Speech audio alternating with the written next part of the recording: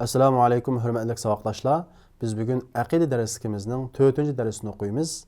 Biz ilgirki darslerimizde aqidaning asoslarininki tafsiloti haqida to'xtalayotgan. Biz bugün yana shuning davomini o'qiymiz. Biz bugün el-imanu bir rusul. Elchilarga ishonish degan nima degan gap? Bu nimalarni o'z ichiga oldi? Bu haqida to'xtalaymiz. Unda bo'lsa biz darsimizni boshlaylik. Bismillahirrohmanirrohim. El-imanu bir rusul. Farishtalarga ishonish. Farishtalarga ishonish deganimiz Alloh taolo insonlar ichidan ma'lum odamlarni tanlab, uningga vahiy qilib, kishilarga jannat bilan xushbishorat berib, do'zaxdan ogohlantirib, Alloh taologa ibodat qilishga, Alloh taoloning hukmi bilan hukm qilishga, Allohning boshqa ibodat qilmaslikka chaqirish uchun avatgan odamlarga ishonish deganlik bo'ladi. Shu kitobning boshida ba'duq al-i'tiqad al-jazim anna Alloh taala istafa minan nas rijalan uhiya ilayhim. Alloh taolo kishilardan ma'lum erlarni tanladi, ularga vahiy qildi va ularni jannat bilan xushbishorat berib, do'zaxdan ogohlantirib avatdi. Ular o'zining vazifasini, risolatini maxluqotlarga Allohga yolg'iz ibodat qilishga, tag'utdan yiroq turishga yetkazdi. Nimishqa Alloh taolo buni avatdi bu kishilarni rahmatan bihim. Bu kishilarga rahmat qilib, to'g'ri yo'lda yashasin, to'g'ri hayot kechirsin deb. Va iqomatan lil hujjati alayhim. Va ularga hujjat bo'lsin uchun. Qiyomat kuni Alloh taolo men sizga menda ish qilmang deb bir elchini avatmadimmi? Sizni ogohlantirish uchun bir odamni avatmadimmi? deb hujjat bo'lishi uchun qana qildi? Alloh taolo payg'ambar avatgan.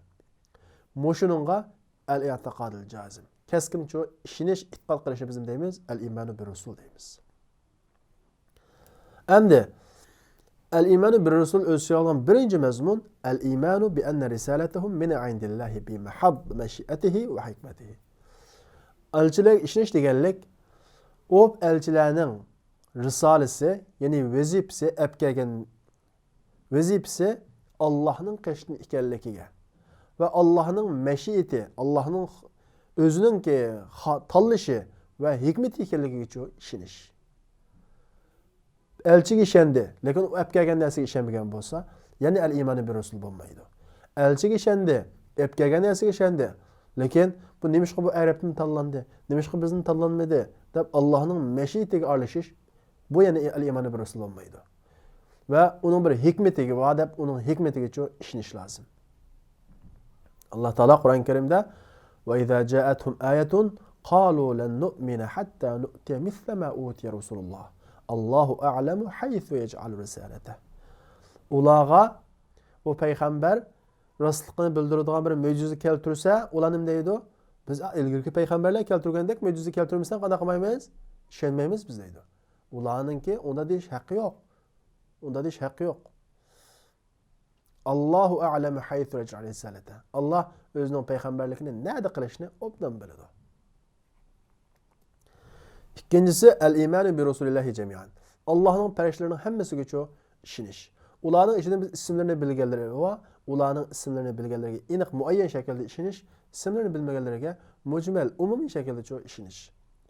El-imanu bi Rasulillahi cemiyan. Allah'ın elchilarining hammasiga ishonish, man alimna ismuhu ta'inan. İsimlerini bilganlarga muayyan shaklda va man lam na'lam ismuhu fa nu'minu bihi ijmalan. İsimlerini bilmaganlarimizga umumiy shaklda ishonamiz. Allah Teala Kur'an-ı Kerim'de وَلَقَدْ أَرْسَلْنَا رُسُولًا مِنْ قَبْلِكَ وَلَقَدْ أَرْسَلْنَا رُسُولًا مِنْ قَبْلِكَ مِنْهُمْ مَنْ قَصَصْنَا عَلَيْكَ وَمِنْهُمْ مَنْ لَمْ نَقْصُصْ عَلَيْكَ.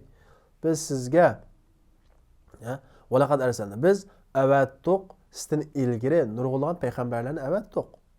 مِنْهُمْ مَنْ قَصَصْنَا ularning ichidan biz sizga depagan qisqa so'zlab berganlarimiz va وَمِنْهُمْ مَنْ لَمْ نَقْصُصْ عَلَيْكَ. Biz sizga so'zlab berganlarimiz va deydi Alloh taolo. El-imanu bir rusul o'ziga olgan uchinchi mazmun tasdiqu, ularga ishonish. Ya'ni ularning payg'ambarligiga ishonish va qubul ma ukhbiru bihi anillah. Va Allohdan xabar bergan narsani qabul qilish. Alloh taolo bunda degan bo'lsa, uni qabul qilish. Alloh taolo Qur'on Karimda ya ayyuhan nas qad ja'akumur rasul bil haqqi min rabbikum. Ey xaloyiq, sizlarga haq payg'ambar keldi, sizlarning Robbinglar tarafidan. Fa aminu khayran lakum. İşininglar bu sizlar uchun qanday yaxshi. Va in takfuru agar inkor qilsanglar, kofir bo'lsanglar, ishonmasanglar, fa inna lillahi ma fis samawati val ard. Osmon va zimindagi narsalar Allohning. Sizlarmi Allohning? Alloh qo'ydsizlar, hisob bersizlar deydi Alloh taolo. To'rtinchisi, al-iymanu bir rasul o'z ichiga oladigan mazmun, ularga itoat qilish, ularga ergashish va u payg'ambarlarga hukm tanlash, ya'ni hukmni ularga olib borib ijro qilish. Hukmni ulardan orqali ayirishni talab qilish. Alloh taolo Qur'on Karimda qul in kuntum tuhibbunalloh degan Muhammad alayhissalom, agar sizlar Allohni yaxshi ko'rsanglar, fattabi'uni, bunga ergashinglar. Payg'ambarga ergashganlik Allohni yaxshi ko'rganlikning uchun isboti. Yuhibbukumulloh. U vaqtda Alloh taolo sizlarni yaxshi ko'radi. Va Alloh taolo fala va robbika la yu'minun. Sizning Robbingdan qasam deyotdi Alloh taolo. Qasam qilib deyotdi. La yu'minun hatta yuhakkimuk. Ular hukmlarni sizning qashingizga akamag'ichilik. Siz orqali hukmlarni ayirmoqchilik mu'min bo'lolmaydi deydi. Demak, hukmni Rasulullohning hukmi bilan ayirish bu bizningki iymonimizning mukammal bo'lishining sharti. Mu'min bo'lolmaydi. Fima shajara baynahum. Ularning orasida yuz bergan narsalarni sizga hukm tanlab akamag'ichilik mu'min bo'lolmaydi. Thumma la yajidu fi anfusihim. Uning keyin gap bor. Hukmni sizga org'a soldi. Bundan keyin shu chiqqan hukmga qalbida hech qanday haraj, hech qanday siqilish topmaslik kerak. Ondan keyin ular o'zining nafslarida bir harajni, bir siqilishni topmaydi hukmda. Mimma qadayta, hukm qilgan narsada. Va yusallimu taslima va taslim bo'ladi. Allohning elchisining hukmi mushu bo'lgan bo'lsa, men taslim deb Alloh va uning elchisi oldida qanday qildi? Taslim bo'ladi. Bu hamda mu'minningki, al-iymon bir rasulningki bir qismi. 5-chi o'ziga olgan mazmun ularni payg'ambarlarni do'st tutish, ularni yaxshi ko'rish, ularni hurmatlash, tavqirni ularni hurmatlash, vassalamu alayhim va ularga durud salom yo'llash. Litu'minu billahi va rasulihi va tu'azziruhu va tuwaqqiruhu. Allohga va uning payg'ambariga ishonishinglar uchun va uni ulug'lashinglar va uni hurmatlashinglar uchun biz payg'ambarni qanday qildik? Avatdiq deydi Alloh taolo. Demak, al-iymon bir rasul o'z ichiga olgan mazmunlar mana shu. Endi keldik iymonninki 5-chi asosi bo'lgan, aqidamizning 5-chi asosi bo'lgan qiyomat kunga ishonish. Bu nimalarni o'z ichiga oldi? Qiyomat kunga ishonish degan nima degan gap? O'lgandan keyin bir abadiy hayotninki baliqiga, hisob kitobning baliqiga ishonishni o'z ichiga oldi deganni bildiradi. Al-i'tiqad al-jazim anna Alloh taala yuakhiru al-ibad li yawmin yab'athu fihim min quburihim va yuhasibuhum ala a'malihim va yujzihim 'alayha imma bil janna aw an-nar. Qiyomat kunga ishonish deganimiz keskin e'tiqod qilish, Alloh taala bandalarni ularning qabrlaridan tirildiradigan kunga kechiktiradi va ularni amallariga hisob oladi va ularga ya jannat bilan va do'zaxdan mukofot beradi deb keskin e'tiqod qilish. Bu al-iymon billah deganning ma'nosi shu. Qur'oni Karimdan bo'lgan dalili, endi qiyomat kunga ishonishning dalili za'amallazina kafaru alla yub'athu qul bala va robbi latub'athunna thumma latunabba'unna bima 'amiltum va zalika 'alallohi yasir. Kafirlar biz tirilmaymiz deb gumon qilishdi. Qul bala degan Muhammad alayhisalom, cho'qim sizlar qana qilasizlar? Tirilisizlar. Ondan keyin dunyoda qilgan ishinglarni sizlarga biz xabar beramiz. Xabar berisizlar sizlar. Bu Alloh taologa nihoyat oson. Endi qiyomat kunga ishonish degan nimalarni o'z ichiga oldi desa, birinchi qilib qiyomatningki alomatlariga ishonishni o'z ichiga oldi. Qiyomatga ishonish va uning nima uchun alomatlariga ishonishni o'z ichiga oldi. Qiyomatning kichik va cho'ng alomatlari va kichik alomatlari nihoyat ko'p. Masalan, payg'ambarimiz bir qiyomatning kichik alomati, omonatning zayo bo'lishi bir qiyomatning kichik alomati. Nada ro'y bizlarningki, ya'ni salohiyatsiz, layoqatsiz odamlarningki jamoat beshiga chiqib olishi bir qiyomatning kichik alomati. Bu nihoyat ko'p. Ammo qiyomatning cho'ng alomatlari bu ma'lum sanoqliq. Masalan, birinchisi duxon. Tutunninki chiqadiganligi bu qiyomatga eng yaqinlashgan vaqtda bo'ladi. Qiyomatga yaqinlashgan vaqtda bo'ladi. Tutun chiqadi.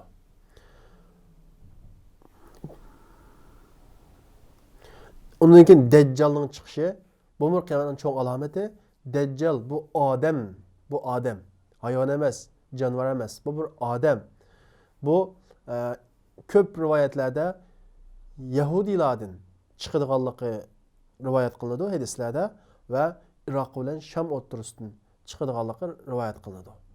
Bu buyupaka, bastilik, birkuzi, qarg'u, chekisiga kofir deb yozilgan Dajjal. Ammo buningga nurg'un odam ergashadi. Nima uchun ergashadi bilamsizlar? Chunki bu nihoyat qobiliyatli. Bu hatto o'likni qanday qila oladi? Tirildirib oladi. Alloh taolo unga shunday bir xususiyatni, qudratni bergan. O'ylab boqinglar, hozir o'likni tirildirish emas. Kallamizda masalan, kofirlar unutib ketdi, kofirlar nurg'un taraqqiy qilib ketdi. Mushuning qarab nurg'un kishilarning iymoni ojizlab ketadi. Bu musulmon keyinda qoldik. Bu kofirlar taraqqiy qilib ketdi, nurg'un ishlarni ijod qildi deb. Agar Dajjal hozir tayyorlagan texnikalar yasagan narsani emas, bir o'likni tirildirib bersa, o'ylab boqinglar. Qanchak odam iymonda terinib ketadi. Chunki Dajjal nimani qildi? Ilohlik davosini qildi. Men iloh deydi. O'likni tirildirib ko'rsatib qo'ydi. Bunga yana nurg'un odam qanday qildi? Albatta iymon taraf qildi. Faqat aqidasida mustahkam turgan, buni bilgan odamlar buningda fitnasini saqlanadi. Hatto o'sha hadisni bilganlar o'sha hadisni deydi. Rasululloh xabar bergan buni deb. Ammo bundan yana nurg'un odamlar ezib ketadi. Dajjalni Dajjal demaydi. Chunki ular iqtidorli.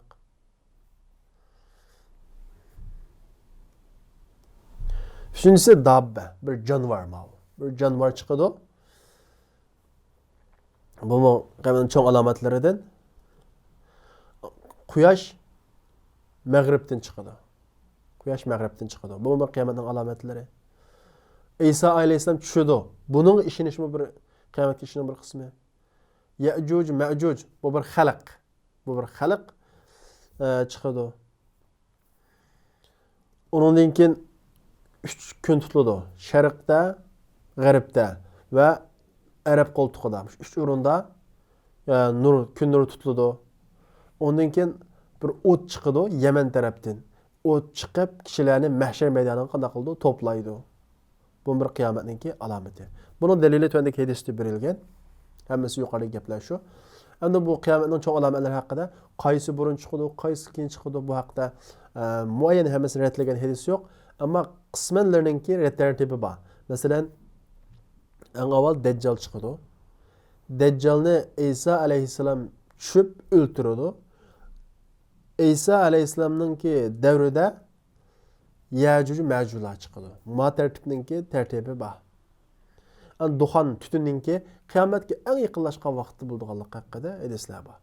Demak, mushu qiyomatning mushu alomatlarininki mushu alomatlarga ishonishmi qiyomat kuniga ishonishninki bir qismi. Ya'juj Ma'jujni inkor qilganlar va Dajjalni inkor qilganlar va Mu'tazilalarga o'xshash, Xavorijlarga o'xshash.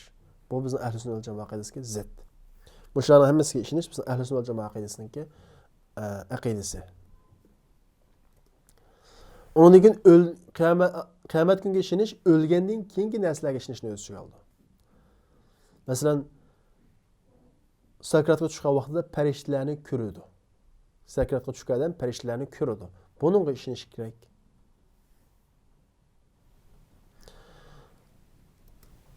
Ondan keyin fitnatul qabr, qabrdagi imtihon, qabrdagi savol so'roq.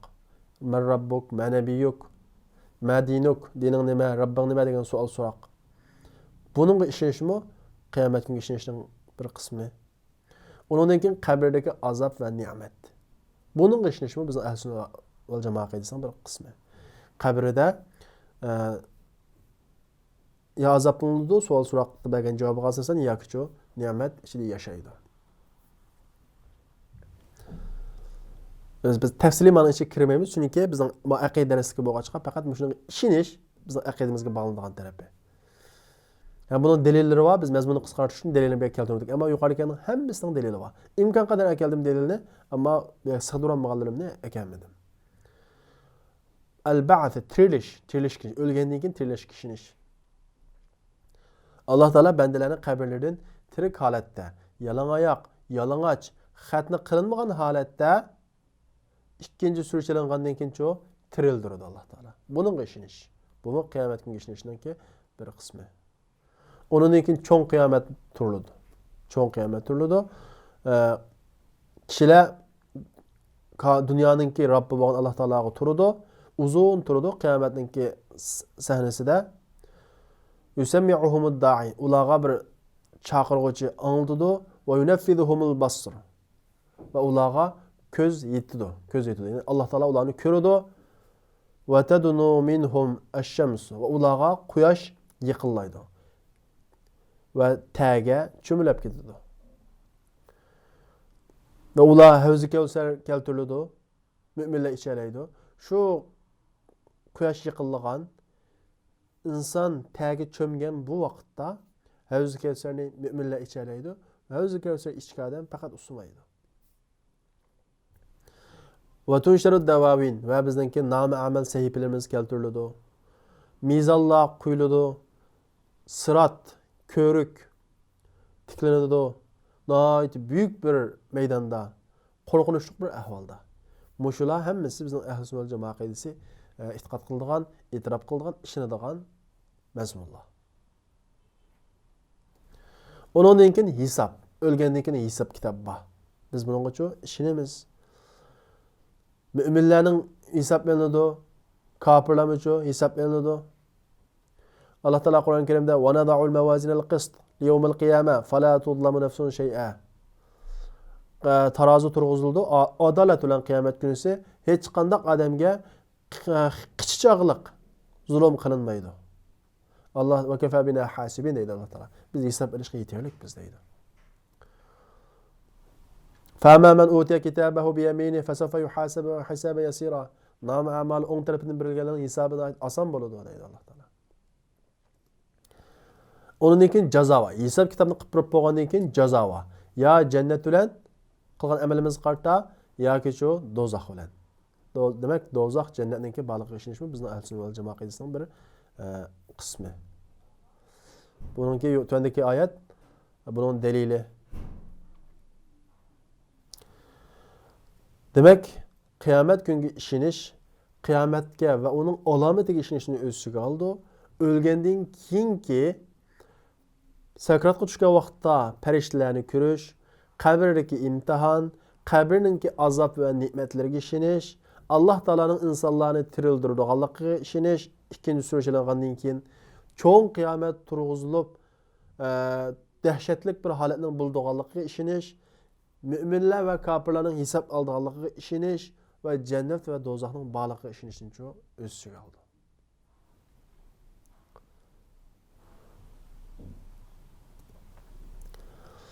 Endi keldik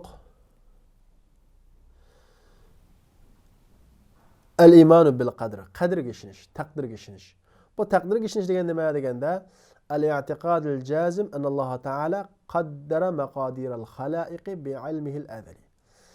Alloh taolo bütün mahluqotlarningki o'lchimini o'zining azaliy ilmi bilan o'lchidi va uni lavhul mahfuzga yozdi. Va uni shu yozg'ini bo'yicha o'zining mashiati bilan ijro qildirdi va qudrat bilan paydo qildi deb keskin ishonishni ko'rsatdi. Alloh taolo Qur'on Karimda inna kulla shay'in xalaqnahu biqadar. Biz hamma narsani taqdir bilan qanday qildik, yaratdik deydi. Endi taqdirga ishonishning birinchi o'z ichiga oladigan mazmuni al-iman bi ilmillahil azali al-abadi al-muhit bi kulli shay'in jumlatan va tafsilan. Alloh taolaning azali, abadiy hamma narsani umumiy va tafsiliy shaklda qorshab turadigan ilmiga ishonish. Biz taqdir masalasida Allohning ilmini tushunmagachga nihoyat xatolashib ketamiz. Alloh yozdi, shu bo'yicha bo'ldi. Demak, Allohning yozg'ini bizni so'ridi. Bu xato. Allohning yozg'ini so'rdi emas, Alloh bilib yozdi bizning ahvolimizni. Biz shu bo'yicha yashadik. Alloh hech qanday narsaga majburlamaydi. Agar biz majbur bo'lgan bo'lsak-da, Alloh uni qil, buni qil deshning hikmati bo'lmaydi. Bizga ixtiyorni bergachga, uni qil, buni qil deb bizni imtihon qiladi Alloh taolo. Ammo biz qoni qilganligimiz, ya'ni Alloh taolaninki shu yozgan narsani sirtlashga chiqib ketmaydi. Bu Alloh taolaninki ilmiga aloqador. Chunki Allohning berish qanaqa qilmaydi, xato chiqmaydi. Bu xuddi o'qituvchininki falon o'quvchi imtihondan o'talaydi, falan o'quvchi imtihon o'tanmaydi deb yozib qo'ygan bo'lsa, imtihondan keyin rost degandek o'tanmagan bo'lsa, o'quvchi siz yozganligingiz uchun men o'tanmadim deyish haqqi bormi? Yo'q. O'quvchi biladi, yozdi, yozgan to'g'ri chiqdi. Shunga o'xshash Alloh taolo biladi, bizning ahvolimizni yozdi, shu uchun to'g'ri chiqadi. Va huwa bi kulli shay'in alim. Alloh hamma narsani biladi. Alam ta'lam anna Alloh ya'lamu ma fis samawati wal ard. Inna zalika fi kitab. Siz bilamiz Alloh taolo osmon va zimindagi narsalarni biladi. O'shammasi Lavhul Mahfuzga qanday qilgan? Yozilgan. O'sha kitobda bor shu. Inna zalika Alloh yasir. Alloh oson. Al-iman bi kitabatillahi lil maqadir fil Lavhul Mahfuz. Qadrga ishonish deganimiz Alloh taoloninki miqdorlarni, yani taqdirlarni Lavhul Mahfuzda yozganligiga ishonish. Ma asgab musibatin fil ard va la fi anfusikum illa kitab min qabl an nabraha inna zalika ala Alloh yasir deydi. Sizlar zaminda ya o'zingizda qanday bir musibat, qanday bir ishga duchor bo'lgan bo'lsanglar, illa fi kitab min qabl an nabraha. Ashning hammasi, ashni biz yaratishdan ilgari qanday qilib bo'lgan? Kitobda yozib bo'lgan deydi. Lavhul Mahfuzda yozib bo'lgan deydi. Qanday yozdi? Inna zalika ala Alloh yasir. Bu bizga tas. Biz buni aqlimiz idrok qilolmaydi, lekin Alloh qasan. Al-iman bi mashiatillahin nafiza. Alloh taolaninki ijro qiluvchi mashiatiga ishonish. Ya'ni Alloh xohlagan narsa bo'ladi, Alloh xohlamagan narsa bo'lmaydi. Dunyoda bo'lgan narsa Alloh xohlagan narsa, bo'lmagan narsa Alloh xohlamagan narsa. Mana shunga ishonish.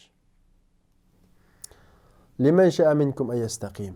Xohlagan odam istiqomatlik rus bo'la oladi. Va ma tasha'una illa yasha Allah. Sizlar Alloh xohlaganicha xohlaysizlar. Al-iman bi xalqillahi li jami'il koinat. Allohning butun koinotni yaratganligiga ishonish va uni paydo qilganligiga va uning fe'lini, harakatlarini paydo qilganligiga ishonish. Alloh xoliqu kulli shay. Alloh hamma narsani yaratdi dedi. Alloh taolo bizni yaratdi. Bizning ish harakatimizni uchun Alloh taolo yaratdi.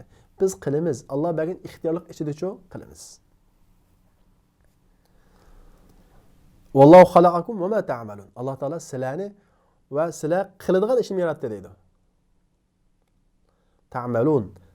Sizlarni yaratdi, sizlar qiladigan ishni yaratdi deydi. Demak, bizning fe'limizni uchun Alloh yaratgan. Alloh yaratgan deb uni Allohga deb qo'shib bo'lamda? Yo'q. Ammo Alloh bizga ixtiyorlik bergan. Ammo Alloh yaratgan. Bu taqdir masalasi Allohning siri bo'lg'achqa insonning aqli idrok qilolmaydi buni. Cho'nqur tushunolmaydi. Shunga buni amanna deymiz. Alloh taolo bizga bergan ixtiyorlik ichida biz hisob kitob qilamiz. Al-iman alla tulazima baynal mashiati val mahabba. Va Allohning mashiati bilan muhabbatining o'tirishninki lozim kelmaydiganligiga ishonish. Ya'ni dunyodagi ishlarning hammasi nima bilan bo'ldi? Allohning mashiati, Allohning xohishi bilan bo'ldi. Shundaqmi? Ammo Allohning xohishi bilan bo'lganining hammasi Allohning muhabbatini lozim qilamda? Yo'q. Nurg'un yomon ishlar bo'ldi Alloh dunyoda. Uni Alloh taolo maydonga keltirdi. Nima uchun? Biz imtihon qilish uchun. Bizning uningga bo'lgan ifodamizni, bizning nima ish qilganligimizni ko'rish uchun, bilish uchun. Demak, uni qilganligi Alloh taolo uning yaxshi ko'rganligini, uning rozi bo'lganligini bildirmaydi. Nurg'unga ishlarni maydonga keltirdi Alloh taolo mashiati bilan, ammo uning muhabbati yo'q.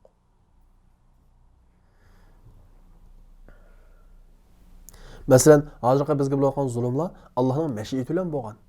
Allohning mashiati va Alloh yo'l qo'ygan, Alloh xohlagan, ammo yaxshi ko'ramda, yaxshi ko'rmaydi. Nima uchun unda qildi? Bizni imtihon qilish uchun. Biz uning qarta nima ish qilamiz?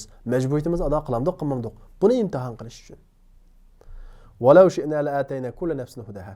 Agar biz xohlagan bo'lsak, ham odamga uning hidoyat berdik deydi Alloh taolo. Demak, Alloh taolo xohlagan bo'lsa birni musulmon qilib oladi. Lekin Alloh taolo insonga aql berdi, fikr berdi, o'yinlar oladigan ma'lum doirada ixtiyorlik berdi Alloh taolo. İmtihan qilish uchun. Nima uchun imtihon qildi? O'zining qudratini isbotlash. O'zining qudratini qana qilish, ko'rsatish. Al-iman annahu la tu'aradu bayna shar' va al-qadr. Shariat bilan qadr o'tirisida ziddiyatlik yo'q, ikkisi qarama-qarshi kelmaydi deb ishonish. Bu al-iman bil qadrning bir qismi. Masalan, mushriklar qiyomat kuni shundoq nima qildi? Alloh taologa shundoq hujjat qiladi. Bizning davrimizda shunday hujjat qilganlar yo'q emas. Masalan, sayaqulul ladzina ashraku. Mushriklar bunaq deydi. Law sha Allohu ma ashrakna. Agar Alloh xohlagan bo'lsa biz mushrik olmaydik biz. Mushrik olmaydik biz deydi. Wala abana va bizning ota-bobolamiz mushrik olmaydi Alloh taolo xohlagan bo'lsa. Wala harramna min shay. Bir narsani harom qilmaydik. Kazalika kazzaballazina min qablihim hatta zaqu ba'sana deydi. Ularda ilgiriki kafir bo'lgan bizning oyatlarimizga yolg'on chiqqan kishilar ashunda qiladi deydi. Alloh taolo buni qarab deydi: "Qul hal indakum min ilmin fatukhrijuhu lana?" Mush gapingizga isbot bormi? Bizga isbot bormi? Sizlar faqat gumonga ergashib bunaq deyapsizlar deydi. Intatabi'ul-dhann. Demak, bizningki qilgan yomon ishlarga Alloh xalaqat qildik deb nima qilishimizningki qiyomatga o'tmaydiganlikqa bu oyat dalil bo'ladi. Chunki Alloh taolo bizga aql berdi, nimaning xato, nimaning to'g'ri buni araydigan fikr berdi. Bu bizningki imtihon doiramiz. Unda bo'lsa o'qdoshlar, bugungi darsimiz mush yerda oxirlashdi. Kelarki soatlik darsimizni ko'rishaylik. Assalomu alaykum. رأس العلم تقوى الله حقا وليس بأن يقال لقد رأست